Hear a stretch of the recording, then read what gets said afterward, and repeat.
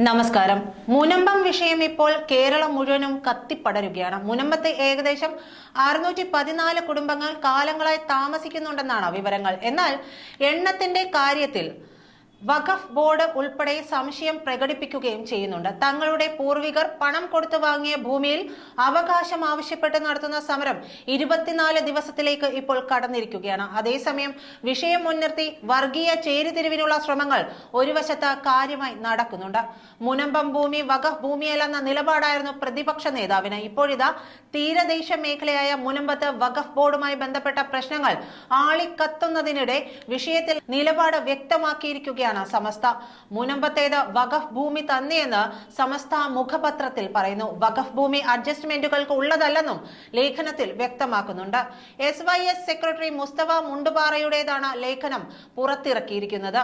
വഖഫ് ഭൂമിയെ ചൊല്ലിയുള്ള ഇപ്പോഴത്തെ തർക്കം പലർക്കും സ്വന്തം താല്പര്യം സംരക്ഷിക്കാൻ കൂടിയാണ്. പക്ഷേ രാഷ്ട്രീയ പാർട്ടികൾ കാര്യങ്ങൾ നിസാരവൽക്കരിക്കുന്നു. മുനമ്പത്തെ ഭൂമിയുടെ ഇപ്പോഴത്തെ അവസ്ഥയ്ക്ക് കാരണം ഫാറൂഖ് കോളേജ് അധികൃതരും വഖഫ് ബോർഡും മാറി മാറി വന്ന സർക്കാരുകളുമാണെന്ന് ലേഖനത്തിൽ തുറന്നടിക്കുന്നു. ഈ വിഷയവുമായി ബന്ധപ്പെട്ട ഫാറൂഖ് കോളേജിന്റെ മൗനം തന്നെ ദുരൂഹമാണ്. എന്തിന്റെ അടിസ്ഥാനത്തിലാണ് ചില രാഷ്ട്രീയ നേതാക്കൾ വഖഫ് ഭൂമി അല്ലെന്ന് പറയുന്നത്?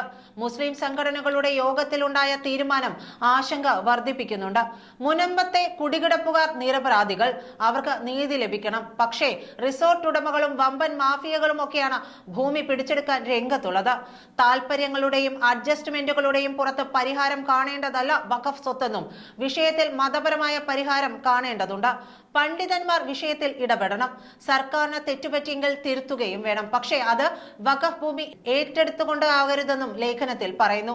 മുനമ്പത്തേത് വഖഫ് ഭൂമി തന്നെയാണെന്നും 1950-ലാണ് അത് വഖഫായതെന്നും സമസ്ത മുഷാവറ അംഗം ഉമർ ഫൈസി മുക്കം വ്യാഴാഴ്ച പറഞ്ഞിരുന്നു. 404 ഏക്കർ ഭൂമിയാണ് മുനമ്പത്ത് വഖഫ് സ്വത്തായിട്ടുള്ളത്. വഖഫ് സ്വത്ത് വിൽക്കാൻ പാടില്ല. അതറിയാതെ സ്ഥലം വാങ്ങിയവർക്ക് വിറ്റവരിൽ നിന്ന് വില തിരികെ വാങ്ങിക്കൊടുക്കുകയാണ് സർക്കാർ ചെയ്യേണ്ടതെന്നും ലേഖനത്തിൽ പറയുന്നു. 60ഓളം വരുന്ന റിസോർട്ടുകാരാണ് അവിടെ ആളുകളെ ഇളക്കി വിടുന്നത്. നിരപരാധികളായ കുടിയേറ്റക്കാരെ ഇതിൽ നിന്നും രക്ഷിക്കണം. അങ്ങനെയാണ് പ്രശ്നം പരിഹരിക്കേണ്ടത്. കോഴിക്കോട് ഫാറൂഖ് കോളേജ് സ്ഥിതി ചെയ്യുന്ന സ്ഥലവും വഖഫാണ്. അതുപോലെ തന്റെ വാക്കുകൾ ചില ചാനലുകൾ നിരന്തരം വളച്ചൊടിക്കുകയാണെന്നും താൻ പറയുന്നതും സമസ്തയുടെ നിലപാടും ഒന്നു തന്നെയാണെന്നും ഉമർ ഫൈസി വ്യക്തമാക്കുന്നുണ്ട്. വിഷയത്തിൽ എന്തായാലും പ്രതിഷേധം നാലു ചുറ്റിൽ നിന്നും ആളിപ്പടരുകയാണ്. വിഷയത്തിൽ ജനങ്ങളുടെ തെറ്റിദ്ധാരണ മാറ്റണമെന്നും വർഗീയമായി ചേരിതിരിക്കില്ലെന്നും അധികൃതർ പറയുന്നുണ്ട്. നന്ദി.